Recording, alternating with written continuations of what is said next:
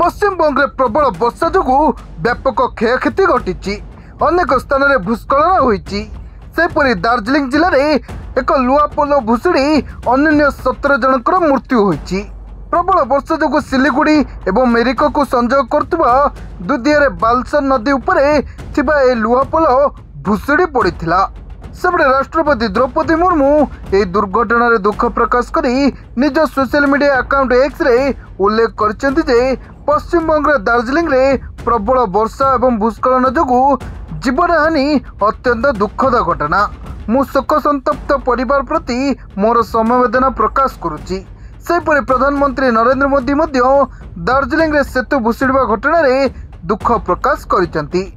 अन्यपटे राज्यर अनेक रास्ता विच्छिन्न हो जोगाजोग बाधाप्राप्त होईची।